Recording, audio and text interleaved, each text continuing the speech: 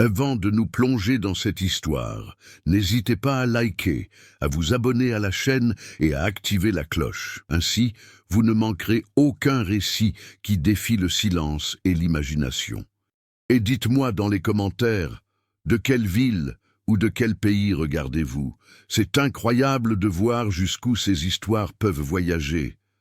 À l'extrême nord de la Normandie, là où le vent de l'Atlantique se fracasse contre les falaises abruptes, et où la mer semble engloutir la lumière du crépuscule, se trouvait un domaine connu seulement sous le nom de Maison de Vernoire. Le nom ne figurait ni sur les cartes touristiques, ni dans les registres fonciers. Officiellement, le terrain appartenait à une fondation privée parisienne. En réalité, tout le monde dans le quartier le savait. Cette maison n'avait jamais vraiment appartenu à personne. On ne l'avait occupée que temporairement. L'édifice était ancien, érigé à la fin du XIXe siècle par une famille d'industriels ayant fait fortune en fournissant de l'acier au chemin de fer français. Depuis, des générations de propriétaires s'y étaient succédées, presque toujours mêlés à des scandales étouffés, des héritages contestés ou des décès passés inaperçus. Le village voisin avait appris à ne pas poser de questions. Le silence était de rigueur. Et sur cette côte, la tradition avait un prix. En ce matin gris, une voiture noire filait sur la route étroite, bordée d'arbres tortueux qui semblaient se pencher pour observer quiconque oserait la traverser. Au volant se trouvait Élise Moreau, avocate parisienne de 32 ans, spécialisée dans les successions complexes. La coupe impeccable de son manteau, sa coiffure soignée et son regard déterminé lui donnait l'air d'une femme qui maîtrisait tout. Mais le léger tremblement de ses doigts sur le volant trahissait autre chose. Non pas la peur, mais l'appréhension. Comme si elle s'apprêtait à ouvrir une porte qu'elle n'aurait jamais dû franchir. Élise avait été engagée par une puissante famille parisienne pour gérer la succession d'un patriarche récemment décédé. Étienne Vauroux-Étienne Madel, magnat de l'énergie, est décédé dans des circonstances discrètement qualifiées de arrêt cardiaque soudain. Détail curieux, dans son testament, Étienne a légué une seule propriété hors de Paris, la maison de Vernoire, à une héritière inconnue. Aucun nom de famille n'est mentionné. Seul un prénom est cité, Claire. Aucune inscription à l'état civil, aucun certificat, aucune existence prouvée, et pourtant le testament stipulait que la maison lui soit léguée. Il incombait à Élise de se rendre sur place, de confirmer l'existence de l'héritière et de régulariser la propriété. Une simple formalité, disait-on, de la bureaucratie rurale, rien de plus. Une vieille maison au bord de la mer, tout simplement. Mais, dès que le portail en fer apparut au détour de la route, Élise sut que rien ne serait simple là-bas. Le portail était entrouvert, non pas rouillé, comme on pourrait s'y attendre d'une maison abandonnée, mais propre, lustré, comme si quelqu'un l'ouvrait chaque jour. La voiture s'avança sur le chemin de gravier. Les fenêtres du manoir reflétaient le ciel lourd comme des yeux noirs observant chaque mouvement. Elle se gara devant l'entrée principale.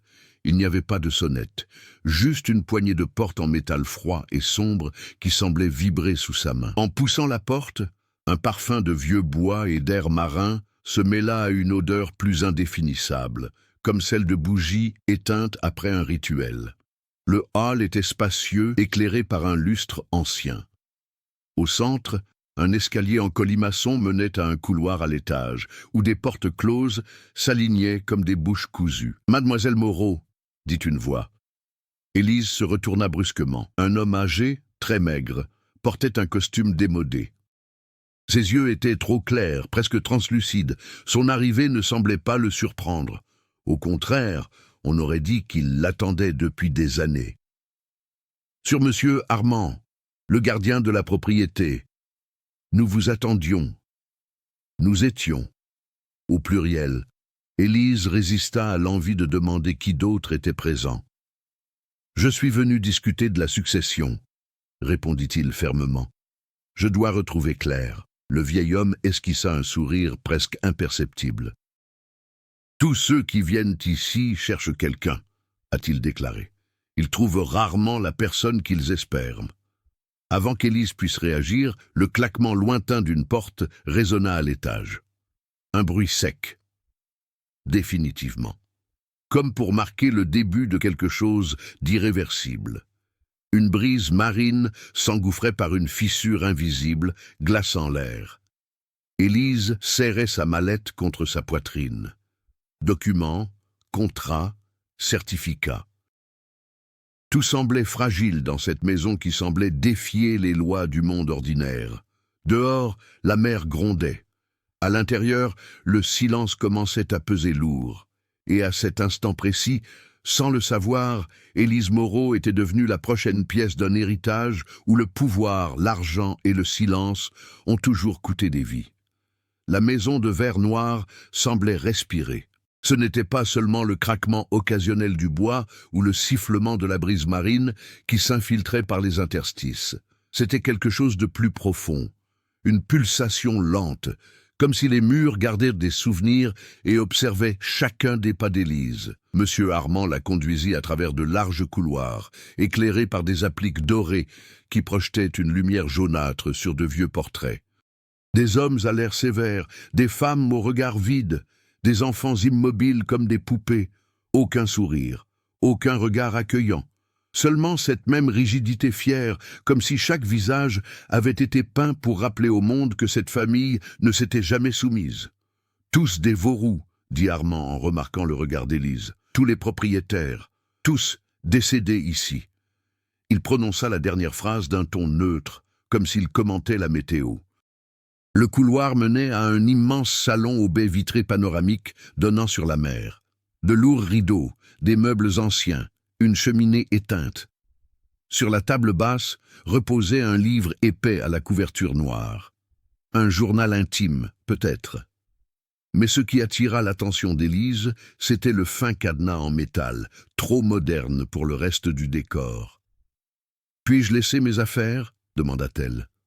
Armand désigna une porte latérale. « Votre chambre est prête. » La chambre était étonnamment simple. Un lit bien fait, une vieille armoire, une fenêtre donnant sur le jardin intérieur où des statues couvertes de mousse semblaient pleurer sous la pluie incessante. Sur la table de chevet, une carafe d'eau fraîche et une enveloppe scellée portant son nom écrit à la main. Élise ouvrit l'enveloppe. À l'intérieur, il n'y avait qu'une seule phrase. « Ne faites confiance à personne qui vous le dit après minuit. » Aucune signature. Elle regarda autour d'elle. Personne. Seulement le bruit lointain de la mer. Déterminée à garder son professionnalisme, Élise retourna dans le couloir à la recherche d'Armand. Elle le trouva dans la cuisine, préparant le thé avec des gestes lents et précis. « J'ai besoin d'informations sur Claire, » dit-il. « Où est-elle » Armand posa 2 tasses sur la table. « Claire habite ici. Alors pourquoi ne l'ai-je pas vue ?» Le vieil homme fixa longuement Élise, comme s'il hésitait sur ce qu'il devait révéler. « Certains habitants de la maison n'aiment pas arriver tout de suite. Il faut du temps. » La réponse était absurde, mais sa voix était si sereine que la phrase sembla naturelle. Élise nota mentalement. Tuteur excentrique, maison isolée, famille excentrique. Rien de nouveau sous le soleil, comme dans les litiges à plusieurs millions de dollars. À part vous, y a-t-il d'autres employés? Oui, répondit Armand. Des jardiniers, des cuisiniers, des femmes de ménage. Ils sont tous restés un temps. Puis ils sont partis, ou ils ont abandonné, ou ils sont devenus fous. Il esquissa un sourire. Ce n'est pas facile de servir une maison qui écoute. Élise a décidé de changer d'approche. Monsieur Armand, connaissiez-vous Étienne Vauroux? Le vieil homme hocha la tête. Depuis son enfance, il a grandi ici. Il a appris très tôt que dans cette famille, le silence valait plus que l'affection. Ceux qui parlaient trop n'héritaient pas. Claire, insistit Élise. Claire est née ici aussi, dit-il. Mais elle n'a jamais été enregistrée, elle n'a jamais existé officiellement. C'était la condition pour qu'elle reste en vie. Élise fronça les sourcils. Ça n'a pas de sens. Oui, quand on connaît l'histoire de la maison, murmura Armand. Mais ça ne se trouve pas dans les papiers, ça se lit dans les murs. Plus tard, seule, Élise traversa le jardin intérieur. Les statues représentaient des figures humaines, aux postures contorsionnées, comme si elles tentaient d'échapper à quelque chose d'invisible. Certaines avaient le visage fissuré, d'autres étaient totalement dépourvues de visage. Au centre du jardin, une fontaine asséchée. Au fond du bassin de pierre, de vieilles marques, comme des éraflures. Soudain, un murmure. « Vous êtes arrivé trop tard. » Élise se retourna. Rien, juste du vent. Le murmure se répéta, plus près cette fois. Il ne laisse jamais personne repartir sain et sauf. Elle retourna rapidement à la maison, le cœur battant la chamade. Arrivée dans le hall d'entrée, elle aperçut quelque chose qui n'était pas là auparavant. Une petite porte sous l'escalier, discrète, presque invisible, mais désormais bien présente.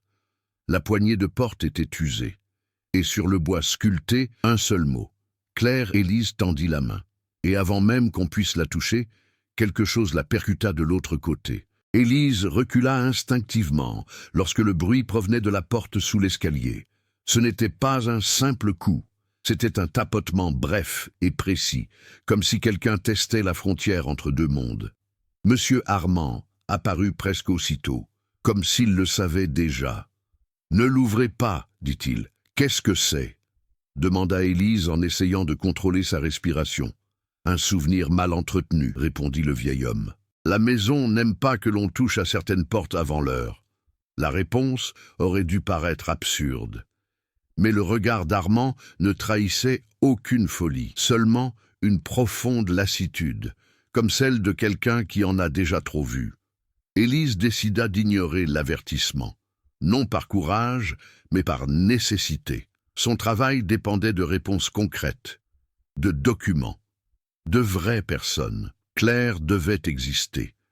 « Monsieur Armand, demain je veux avoir accès à tous les documents de la maison, actes anciens, journaux intimes, correspondances, absolument tout. » Le vieil homme hocha lentement la tête.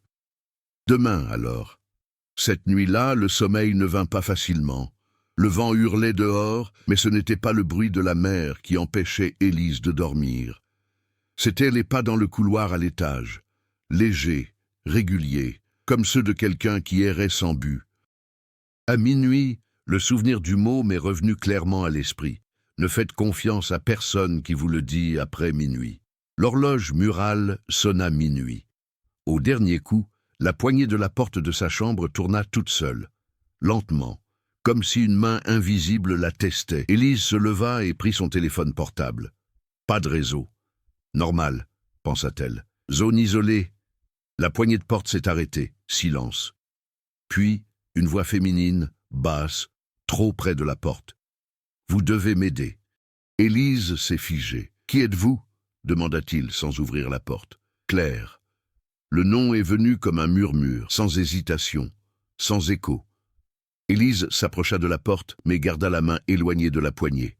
« Pourquoi ne venez-vous pas en journée ? Parce qu'ils m'ont caché, parce que si on me voit, c'est fini. » OMS, la famille, la maison, le silence. La voix tremblait, mais elle ne ressemblait pas à une hallucination. Elle sonnait humaine, douloureuse.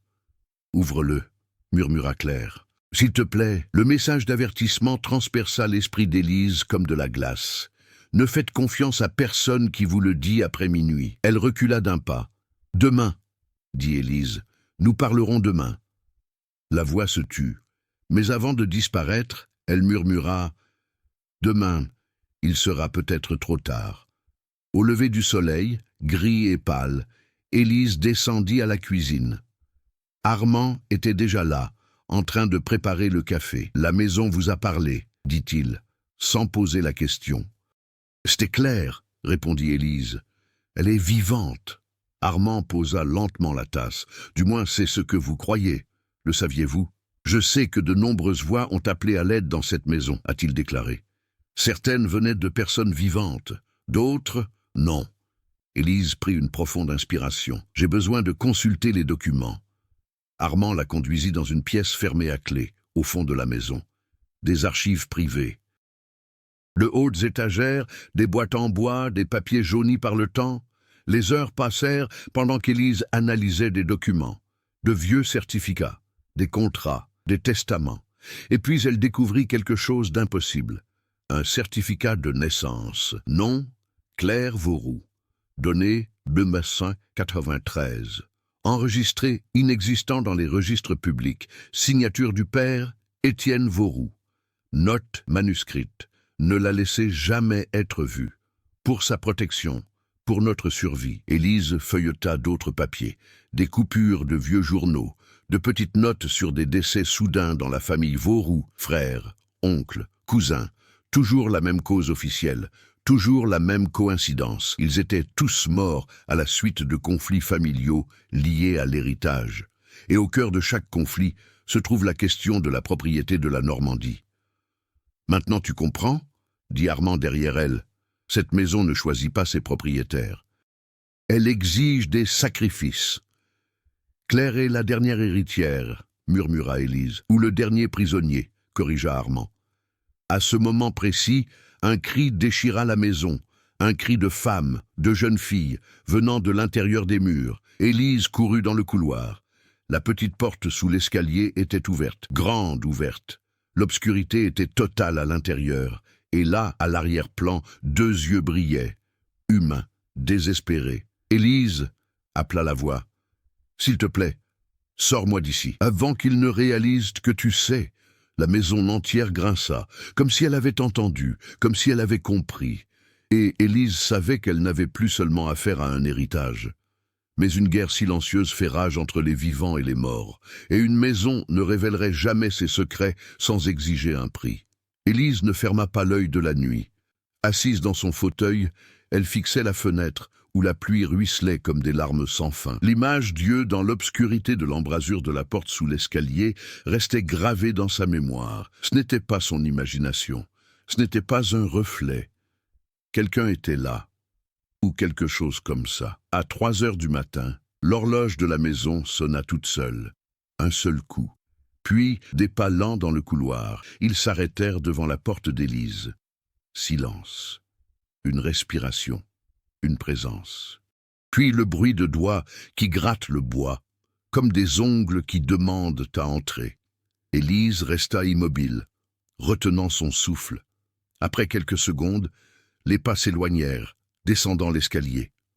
La maison retomba dans un silence épais. À l'aube, Élise décida qu'elle avait besoin d'alliés hors de ce manoir. Elle se mit en route pour le village voisin de Saint-Aubin-sur-Mer, petit, humide, avec ses vieilles maisons de pierre et ses regards fuyant les questions. Au café du coin, une dame âgée l'observait depuis son arrivée. Quand Élise demanda des renseignements sur la maison de verre noir, un silence de mort s'abattit sur la salle. Les tasses semblaient flotter dans l'air. Les conversations s'interrompirent. La vieille femme s'approcha lentement. « Vous êtes entrée dans la maison », a-t-il déclaré, sans poser de questions. Élise acquiesça. « Je recherche une jeune femme nommée Claire Vauroux. » La femme fit le signe de croix. « Ah, il ne faut jamais prononcer ce nom à voix haute près de la mer, » murmura-t-il. Il écoute. Qui écoute? Qu'est-ce qui vit dans cette maison? Demanda-t-elle à voix basse. Il y a des années, une enfant est née dans cette famille.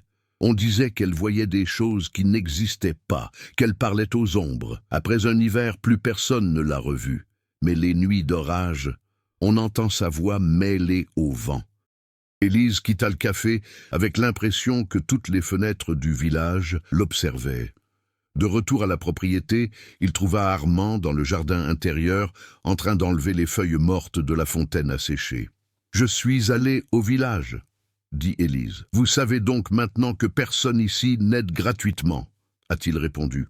« Je dois la faire sortir de la maison », dit Élise. « Si Claire est vivante, elle a un droit légal à l'héritage, et elle est en danger. » Armand contempla les statues recouvertes de mousse. « Beaucoup ont essayé de sauver quelqu'un d'ici, » murmura-t-il. « Certains ont amené des prêtres, d'autres des médecins.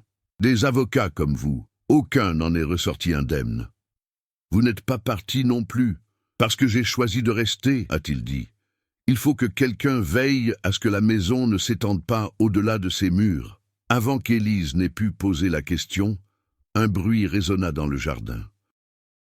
La fontaine asséchée se mit à goûter, goutte après goutte, une eau sombre jaillit du fond de pierre. L'odeur était métallique, fer, sang ancien. Élise recule. « Le temps presse, dit Armand. Quand la fontaine déborde, la maison choisit un nouveau gardien, ou une nouvelle victime sacrificielle. Ce soir-là, Claire reprit la parole, pas par la porte, mais à travers le miroir de la chambre. Élise vit le reflet changer. Le verre s'assombrit, comme les profondeurs de l'eau. Un visage apparut, jeune, pâle, des yeux enfoncés, des lèvres tremblantes. « Il mente, dit Claire. Armand ment, ce n'est pas un gardien, c'est un geôlier. C'est lui qui a verrouillé ma chambre. C'est lui qui a effacé mon nom de la surface de la terre. »« Pourquoi ?» demanda Élise. « Parce qu'il est au service de la maison, et la maison exige que quelqu'un paie pour les morts de la famille. Mon sang maintient les murs debout. Si je pars, tout s'écroule. » Le reflet se distordit. Le visage de Claire disparut. Et pendant une seconde, Élise vit son propre reflet sourire, bien que ses lèvres fussent immobiles. L'horloge sonna de nouveau, une seule sonnerie. Il restait 3 jours avant la pleine lune. Armand apparut à la porte. « Demain, dit-il, vous verrez ce qui est arrivé aux derniers qui ont essayé de la libérer. » Il désigna le couloir supérieur. « Comme des portes que je n'ai jamais ouvertes. » Élise ressentit un profond frisson. Pas seulement de la peur, de la compréhension. 2 forces s'affrontaient dans la maison. Claire réclame sa liberté, Armand protège le silence. Et au milieu de tout cela, Élise, avec une échéance légale, morale et désormais surnaturelle, devait décider qui disait la vérité. À chaque goutte de la fontaine, la maison se rapprochait de sa destination. La 3e nuit, la lune se leva pleinement au-dessus de la mer, trop blanche, trop proche, tel un œil gigantesque observant la maison de verre noir. La fontaine du jardin intérieur débordait. L'eau sombre ruisselait sur les dalles, formant des chemins qui convergeaient vers la porte d'entrée de la maison, comme si le bâtiment lui-même saignait à travers ses veines de pierre. Élise n'a pas tenté d'arrêter Armand lorsqu'il a frappé à sa porte. « Il est temps, dit le vieil homme. » Elle le suivit dans le couloir à l'étage. Les portes closes, qui lui avaient paru de simples passages, vibraient maintenant dans la pénombre. De l'intérieur de certaines d'entre elles s'échappaient des sons, des chuchotements, des cris, des coups, des respirations. Armand s'arrêta devant le premier. « Voici Lucien Vauroux, dit-il, l'héritier qui a tenté de vendre la maison en 1924. » Il l'ouvrit. La pièce était intacte, mais au centre, une marque sombre marquait le sol, comme si un corps avait été traîné à maintes reprises. Sur le miroir, des empreintes digitales imprégnaient la surface, comme si quelqu'un avait tenté de s'échapper par là. Armand ferma la porte, le 2e. Madeleine a empoisonné son mari pour hériter de la propriété. À l'intérieur, une table était mise pour le dîner. 2 assiettes, des couverts, des verres. Tout était recouvert d'une vieille poussière, mais sur une chaise, le tissu semblait encore humide, comme si quelqu'un venait de s'asseoir. Le 3e. « Étienne, » dit Armand. Élise retint son souffle. La chambre était vide, juste un lit défait, et sur l'oreiller, une tache sombre en forme de tête humaine. « Il n'est pas mort d'une crise cardiaque, » a déclaré Armand. L'établissement aperçut ce qui lui était dû. « C'est impossible, » murmura Élise. « C'est inévitable, » corrigea le vieil homme. Ils redescendirent. Le couloir semblait plus étroit, comme si la maison se refermait sur eux. Dans le hall principal, la petite porte sous l'escalier était grande ouverte. Au-delà, l'obscurité était totale. Un vent froid s'enlevait, emportant avec lui le parfum de la fontaine. Et puis Claire est partie, non pas comme un reflet, non pas comme une voix, mais physiquement. Une jeune femme d'une 20aine d'années, les cheveux longs, le teint trop pâle, les pieds nus tachés d'une substance sombre. Ses yeux étaient les mêmes qu'Élise avait vus dans l'obscurité. « Enfin, dit Claire, tu es arrivée au bout. Tu es vivante, murmura Élise. « Je suis piégée, corrigea Claire, assez vivante pour ressentir, assez morte pour ne pas pouvoir m'échapper. » Armand inclina la tête. « C'est la maison qui t'a choisi, Claire, comme elle a choisi tous ceux qui l'ont précédée. Non, dit Claire. J'ai été choisie alors que j'étais encore dans le ventre de ma mère, parce que j'étais la seule à entendre ce qui se passait entre les murs. Élise regarda de l'un à l'autre. Que voulez-vous de moi? Armand tendit une vieille clé. L'acte de propriété définitif nécessite une signature, la vôtre en tant que représentante légale. Sans cela, le cycle se poursuit. D'autres héritiers viendront, d'autres décès surviendront. Signez, et la maison aura un propriétaire légitime. Claire, le cycle est clos. Claire fit un pas en avant. Si vous signez, dit-elle, la maison sera à moi, pour toujours. Et je ne pourrai plus jamais la quitter. Mais personne d'autre ne mourra ici. Et si je ne signe pas? Demanda Élise. Armand a répondu, la maison choisira d'elle-même, et le prochain choisi, ce sera peut-être vous. La brise marine claquait contre les portes. Les lumières vacillaient, les murs craquaient comme de vieux os. Élise a alors compris une vérité que personne n'avait clairement énoncée. La maison ne voulait pas de Claire. La maison avait besoin d'un gardien. Il y a quelqu'un en vie, quelqu'un qui est au courant, quelqu'un qui garderait le silence. Claire n'était pas qu'une simple prisonnière. C'était Iska. Étienne m'a demandé de te retrouver dans son testament, dit Élise. Il voulait me transmettre la malédiction. Claire sourit. Triste, fatiguée. Il a tenté de s'échapper, comme tout le monde. Mais personne ne s'échappe de la maison de verre noir. On ne fait que changer de place. Armand s'approcha de la porte ouverte sous l'escalier. Surgissant des ténèbres, des mains invisibles effleurèrent ses épaules comme un couronnement silencieux. Signe, répéta-t-il, et survit. Le stylo qu'il tenait à la main pesait autant que du fer. Le journal attendait, la maison attendait, la mère attendait. Et puis, Élise a pris sa décision. Le stylo tomba par terre avant même de toucher le papier. Le son métallique résonna dans le hall comme un coup de feu. Le vent cessa, les murs s'éteignirent. Un instant, la maison de verre noir retint son souffle. Élise regarda Claire, puis Armand.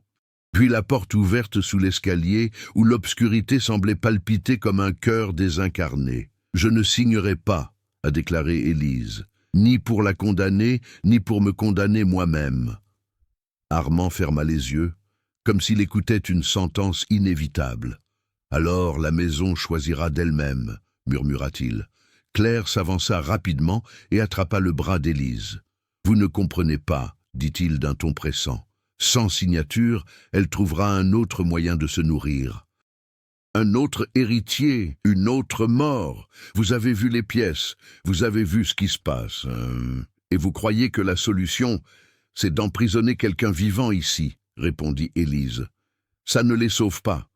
Ça ne fait que perpétuer le cycle. » La maison a réagi. Le lustre du plafond se brisa, projetant des éclats de verre sur le sol. Des portes claquèrent à l'étage. Un cri collectif, des dizaines de voix, se propagea dans le couloir comme une vague. Armand chancela. Pour la première fois, son expression laissa transparaître toute maîtrise. « Elle est en colère, » dit-il. « Tu as provoqué la maison. Alors il est temps d'en finir avec elle, » répondit Élise.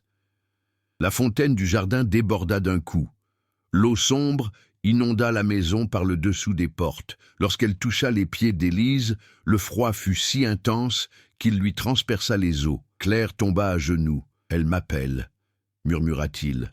« Si je retourne dans les ténèbres, peut-être pourras-tu t'échapper. »« Non, » dit Élise, « nous n'allons sacrifier personne d'autre. » Elle attrapa Claire par le bras et courut vers la porte d'entrée.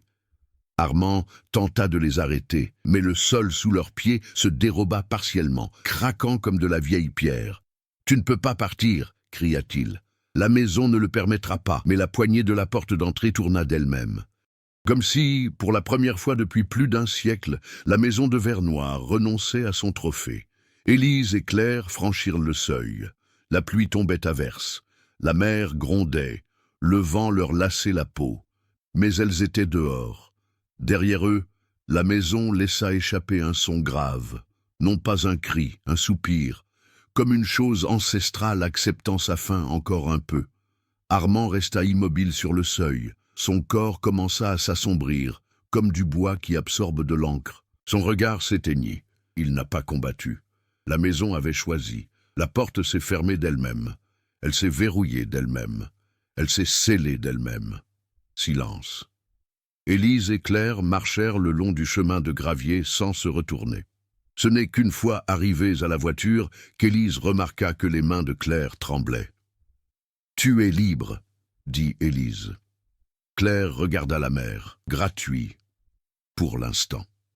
Lorsqu'ils arrivèrent au village, avant même l'aube, la vieille dame du café les attendait à la porte. « Elle t'a laissé partir », dit la femme en observant Claire, « puis elle a choisi un autre tuteur. »« Oui », répondit Élise, « mais un jour, elle en voudra un autre. » La dame acquiesça, « Et quand ce jour viendra, il faudra bien que quelqu'un se souvienne comment rompre le silence. » Élise regarda Claire.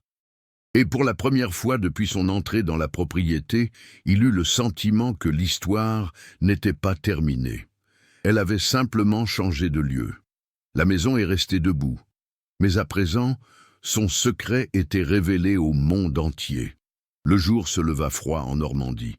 Le village dormait encore quand Élise gara la voiture devant la petite auberge où elle allait passer la nuit. Claire entra silencieusement, observant chaque détail, comme si elle réapprenait à vivre hors des murs de la maison. Les premiers jours, Élise garda le contact avec Paris. Elle annonça officiellement que l'héritière avait été retrouvée. Elle transmit les documents provisoires. Elle protégea l'identité de Claire en la faisant enregistrer comme personne sous tutelle légale temporaire. Pas de gros titres, pas de curieux. Le silence était désormais un choix stratégique. Mais la tranquillité ne venait pas avec la distance. La troisième nuit à l'auberge, Claire se réveilla en hurlant. Élise la trouva par terre, recroquevillée sur elle-même, les ongles enfoncés dans son bras. « Elle m'appelle », répéta Claire. « La maison m'appelle encore. » Élise ne prononça pas de vaines paroles. Elle l'aida à se relever. Elle prépara du thé. Elle resta assise à ses côtés jusqu'à ce que les tremblements cessent. Les actes remplacèrent les mots. La présence remplaça les promesses. Le lendemain, Élise prit une décision concrète. Elle revint seule à la maison de verre noir. La maison l'attendait, immobile, silencieuse. Les fenêtres reflétaient le ciel comme des yeux sans âme. La porte d'entrée s'ouvrit sans résistance, comme si elle reconnaissait sa détermination. À l'intérieur, tout était resté intact. Le hall, l'escalier, les portes closes. Mais quelque chose avait changé. L'air n'était plus oppressant, juste vide. Élise se dirigea vers la salle des archives. Elle en sortit des cartons entiers de documents. Contrats, journaux intimes, faux certificats, testaments. Elle les emporta dans le jardin intérieur et alluma un feu de joie. Page après page, il jeta au feu toutes les preuves reliant la famille Vauroux au pouvoir de la maison. Aucun héritage officiel, aucune succession documentée, aucun nom à rechercher. Si la maison se nourrissait de lignées, Élise les raserait sur le papier. Quand ce fut terminé, le vent dispersa les cendres sur la mer. Au centre du jardin, la fontaine asséchée trembla. Un dernier filet d'eau sombre jaillit et s'évapora au contact de l'air. La maison ne conservait plus aucune archive. Il n'avait plus de contrat. Elle n'avait plus de propriétaire reconnu. Il ne restait plus qu'un bâtiment vide devant un monde bureaucratique qui allait désormais l'ignorer. En sortant, Élise s'arrêta devant la petite porte sous l'escalier. Elle était verrouillée. Elle n'essaya pas de l'ouvrir. Elle posa simplement la paume de sa main sur le bois. « Ton cycle est terminé », dit-il doucement. « S'il reste quelque chose de toi, laisse-le sans nourriture. » À son retour à l'auberge, il trouva Claire qui contemplait la mer. « Te revoilà, dit la jeune femme. Je devais terminer ce que j'avais commencé, répondit Élise. Maintenant, il n'y a pas d'héritier, il n'y a pas de document. Il n'y a aucune raison pour que la succession vienne vous chercher. » Claire prit une profonde inspiration. Pour la première fois, l'air ne lui semblait pas lourd dans les poumons. Les jours suivants révélèrent des changements discrets. Claire commença à dormir sans cauchemar. Elle se remit à manger avec appétit. Elle commença à se promener seule dans le village. Elle découvrit le plaisir de sentir le soleil sur son visage sans crainte. Élise, quant à elle, a reporté son retour à Paris. Il a temporairement refusé de prendre de nouveaux patients. Il a acheté une petite maison au village, simple, lumineuse, avec des portes toujours ouvertes, un espace où rien n'avait besoin d'être caché. Il n'y avait pas de promesses extravagantes entre eux. Juste une routine qui s'était installée. Le café le matin, les promenades au crépuscule, un silence confortable, non imposé. La transformation d'Élise ne s'est pas faite par des discours héroïques, mais par chacun de ses choix concrets. Protéger Claire, briser le cycle, rester là où personne d'autre ne voulait rester. Et pourtant, certaines nuits, lorsque le vent soufflait de la mer avec une force inhabituelle, Claire s'arrêtait brusquement. Son regard se perdait à l'horizon. « Elle existe toujours, dit-il. Je le sens. » Élise posa simplement sa main sur son épaule. Si elle tente de revenir, nous serons prêts. Pas en tant que prisonnier, mais comme quelqu'un qui connaît l'ennemi et qui a choisi de ne pas s'agenouiller. La maison de verre noir demeurait sur la falaise, abandonnée, sans archives, sans gardien, mais vide, comme une bouche sans dents.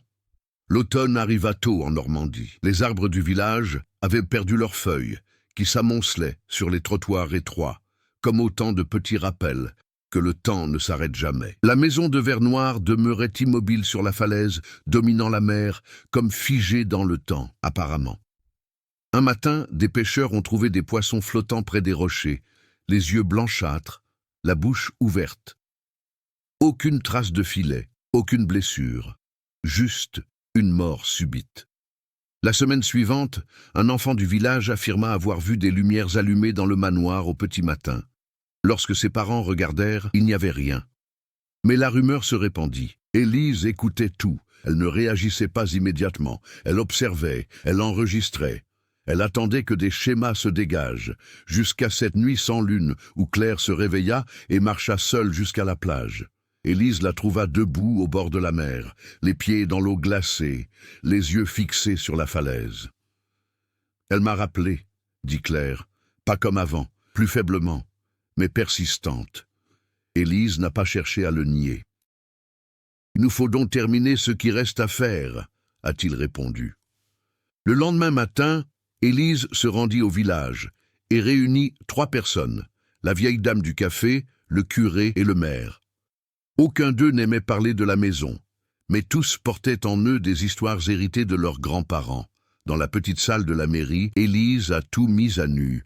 Des archives brûlées, une succession close, la disparition légale de la famille Vauroux. Plus rien n'était consigné sur le papier. Pourtant, le bâtiment était toujours là, et quelque chose continuait de s'y agiter. Le prêtre joignit les mains. « Si ce qui habite la maison n'est pas humain, dit-il, alors il a besoin de la reconnaissance humaine pour se nourrir. Un nom, un lien, un souvenir. » La dame du café a hoché la tête. « Tant que le village se souviendra, elle restera, » murmura-t-il.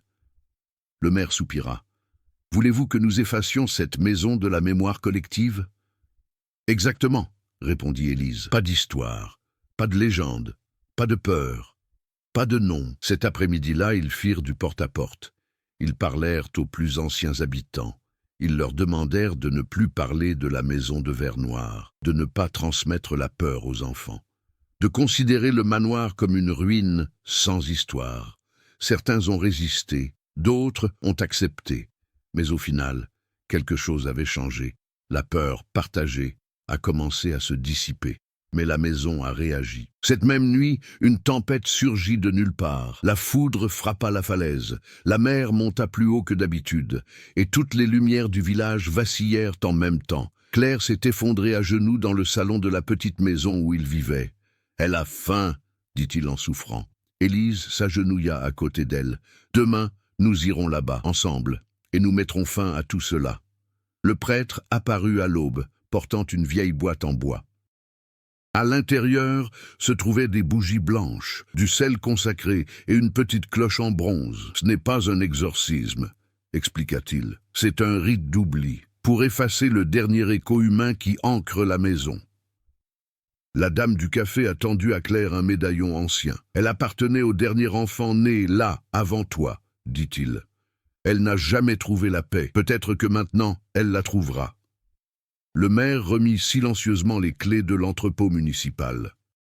Et l'intérieur, des outils, des marteaux, des chaînes, des clous. Ne pas attaquer ce qui vivait dans la maison, mais fermer des portes qui ne devraient plus jamais s'ouvrir. Tandis que le groupe s'approchait de la falaise, le vent se leva. La maison de verre noir semblait plus imposante que jamais. Ses fenêtres reflétèrent la tempête, ses murs, la nuit elle-même. Élise serra la main de Claire. « Ne fuyez pas, dit-il. Ne vous enfuyez pas. Aujourd'hui, nous devons y faire face. » Pas à pas, ils se dirigèrent vers l'inévitable dénouement. La tempête faisait rage au-dessus de la falaise, comme si le ciel voulait engloutir la terre. Le groupe progressait difficilement sur le sentier de gravier. Le vent déchirait les vêtements, la pluie brûlait comme des aiguilles, et la mer s'écrasait contre les rochers avec une telle force qu'elle faisait trembler le sol. La maison de verre noir les attendait. Les fenêtres étaient illuminées, toutes, comme des yeux ouverts dans la nuit. Quelque chose à l'intérieur s'était pleinement éveillé. Quand Élise posa le pied sur la première marche de l'entrée, la porte principale s'ouvrit d'elle-même, repoussant les ténèbres à l'intérieur. Le prêtre se mit à sonner la cloche de bronze. Son son perça le vent comme une lamentation ancestrale. Le groupe entra. Aussitôt, les portes claquèrent derrière eux. Le hall trembla. Le lustre oscilla violemment. Des murmures résonnèrent de tous les murs, des dizaines de voix se mêlant. « N'oubliez pas, nous en avons payé le prix. Le silence nous nourrit. » Claire se boucha les oreilles. La dame du café tomba à genoux et se mit à prier. Le maire commença à clouer des planches sur les portes latérales, bloquant ainsi les issues de secours comme prévu. Le prêtre dispersa du sel consacré en un cercle au centre du hall. Mais Élise se rendit seule à la petite porte sous l'escalier. Elle était toujours là. Le bois palpitait, le nom gravé « Claire ». « Ça suffit », dit Élise. Il ouvrit la porte. L'obscurité n'était pas le vide, c'était la profondeur, comme un tunnel vivant, respirant. Des ombres émergèrent des mains, des visages, des bouches ouvertes dans des cris silencieux. Tous les Vauroux, toutes les générations, tous ceux qui sont morts là, et au centre de tout cela, Armand. Il n'était plus humain. Son corps avait fusionné avec les murs. Ses yeux brillaient comme des braises éteintes. « Tu es de retour, » dit-il. « La maison perçoit ton courage et l'accepte. »« Je ne suis pas venu pour servir, » répondit Élise. « Je suis venu pour mettre fin à tout cela. » La maison a réagi. Le plancher s'est fissuré. Les murs se sont déformés. Le vent s'est engouffré par les fenêtres restées fermées. Des voix ont hurlé « Choisissez le gardien !» Choisissez le gardien. Claire fut brutalement entraînée dans les ténèbres. Élise la retint par les bras. Le prêtre sonna la cloche avec une force croissante. Le son créa des ondes dans l'air, comme des coups invisibles portés à la masse des ombres. « Le lien, ce n'est pas Claire !» s'écria Élise. « Le lien, c'est le nom !» Elle sortit de sa poche le dernier fragment qu'elle avait conservé avant de brûler les documents. Le sceau métallique original de la famille Vauroux. Sans nom, tu n'existes pas dans le monde des vivants. Et il jeta le sceau dans les ténèbres. Un cri collectif résonna dans la maison, ni humain ni animal, quelque chose d'ancien, affamé, privé de nourriture. Les mains se rétractèrent, les visages se figèrent, les murs tremblèrent comme s'ils allaient s'effondrer. Puis, le silence. Un silence profond, absolu. L'obscurité commença à se dissiper, comme la marée qui se retire, comme un poumon qui expire son dernier souffle. Armand regarda Élise. Pour la première fois, il lui apparut comme un simple vieil homme fatigué. Pas d'héritier, pas de souvenir, pas de nom, murmura-t-il. La maison meurt. Et vous ? Demanda Élise. Armand sourit doucement. J'étais gardien par choix. Maintenant, je me repose aussi par choix. Son corps se transforma en fine poussière, se dispersant dans le tunnel obscur qui s'effondra sur lui-même comme s'il n'avait jamais existé. La petite porte sous l'escalier était tombée. Du bois brut, rien de sculpté, rien d'écrit dessus. Le hall retrouva son calme, le vent cessa. L'orage dehors se calma soudainement. Claire respirait bruyamment, mais elle était vivante, hante. Le prêtre fit le signe de croix. La dame du café pleurait en silence. Le maire enleva les planches qui bloquèrent les portes. Élise regarda autour d'elle. La maison n'était plus qu'une maison, froide, vide, sans présence. Pas fin. Claire effleura le mur. « Elle ne m'appelle plus », dit-il. Pour la première fois, le silence total. Élise acquiesça. Sa transformation était complète. Elle n'était plus seulement avocate spécialisée en droit successoral. C'était un homme qui avait affronté l'impossible et qui avait triomphé sans fuir, sans se sacrifier, sans s'incliner. Dehors, la mer se retirait. La lune émergeait des nuages. Et la maison de verre noir resta debout, mais mort à l'intérieur. Des mois plus tard, l'hiver recouvrit la Normandie d'une fine couche de glace. La falaise demeurait ferme, la mer calme, et la maison de verre noir semblait désormais n'être plus qu'un vieux bâtiment oublié du temps. Aucun enregistrement, pas d'héritier. Fini les histoires chuchotées dans les cafés. Le village avait respecté son pacte d'oubli. On ne mettait plus les enfants en garde contre le manoir. De rares touristes passaient sur la route, ignorant qu'un jour cette maison avait décidé qui vivait et qui mourait. La peur collective avait fait place à l'indifférence. Et c'était précisément ce qu'Élise avait prévu. Claire fréquentait l'école du quartier.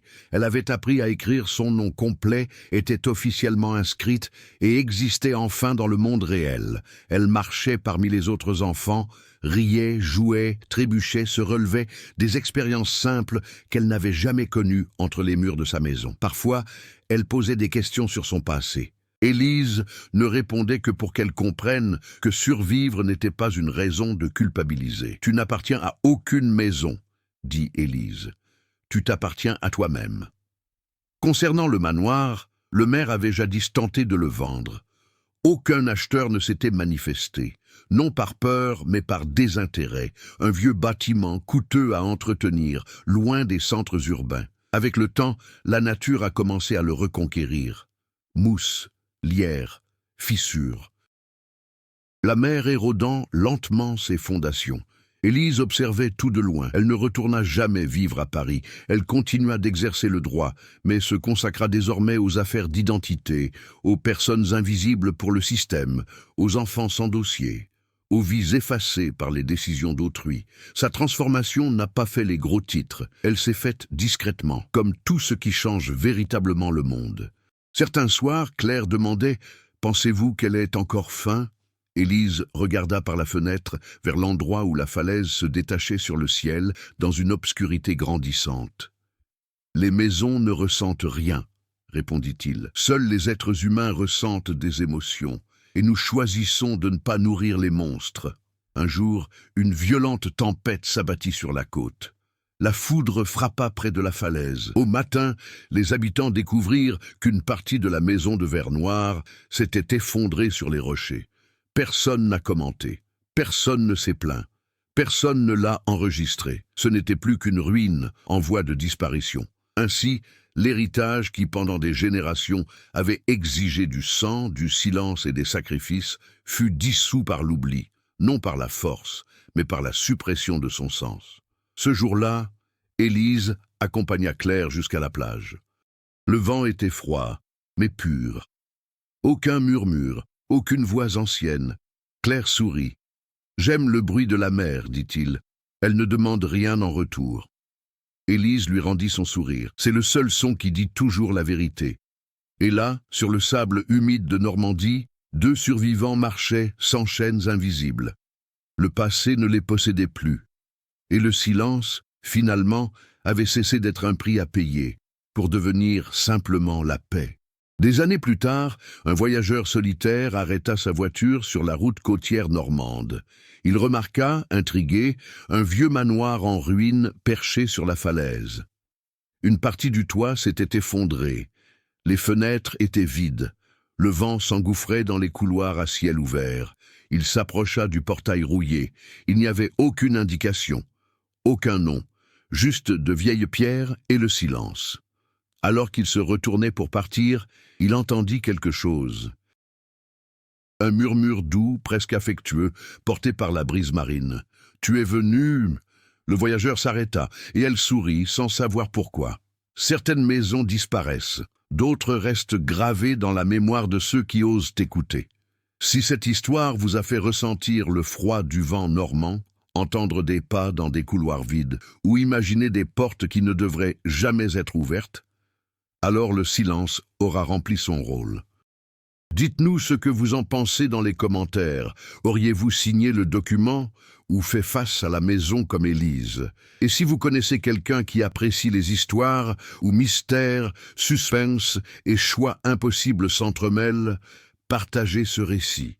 Peut-être qu'une autre porte attend d'être ouverte. Mais souvenez-vous, certains secrets préfèrent ne pas être oubliés.